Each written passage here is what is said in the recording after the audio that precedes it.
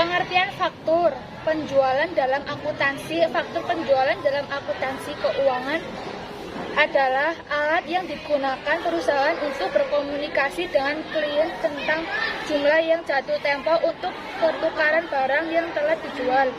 Jenis-jenis faktur penjualan. 1. Faktur reguler adalah bukti transaksi penjualan standar atau reguler. 2. Faktur pro forma adalah jenis faktur yang diserahkan oleh penjual kepada pembeli sebelum barang atau jasa diserahkan kepada pembeli. 3. Faktur berulang. Faktur otomatis. Faktur ini digunakan untuk menagih pelanggan dengan transaksi yang sama secara berkala. 4. Faktur berkomersial adalah faktur khusus yang dirancang untuk berkomunikasi perdagangan luar negeri seperti pengiriman cukup cadangan mesin dan satu negara ke negara lain. 1. Faktur penjualan dan buku besar merupakan pendapatan yang diperoleh perusahaan Anda. 2. Faktur penjualan dan perhitung usaha istilah akuntansi yang menjelaskan penjualan atau transaksi yang telah digunakan bisnis Anda yang pembayarannya masih jatuh tempo. 3. Faktur penjualan dan penagihan. Penagihan dalam proses akuntansi keuangan untuk memberikan laporan kepada pelanggan dengan saldo terutang, memberi mereka informasi tentang beberapa banyak. Faktur penjualan dan penganggaran. Faktur penjualan adalah aset penting untuk aspek penganggaran akuntansi keuangan karena mereka memberikan Anda informasi tentang berapa banyak pendapatan yang Anda harapkan akan datang selama periode mendatang. Manfaat faktur penjualan. 1. Alat untuk pembukuan yang akurat. 2. Bukti saat pelaporan pajak. 3.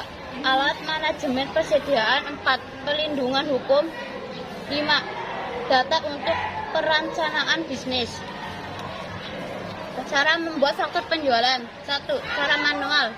Dengan menggunakan cara konvensional dapat dilakukan dengan cara menuliskan atau mengisi informasi diantaranya pembelian, jumlah pembelian, jumlah pembayaran, identitas diri, dan juga informasi-informasi penting yang sekiranya perlu untuk dimasukkan data serinci mungkin.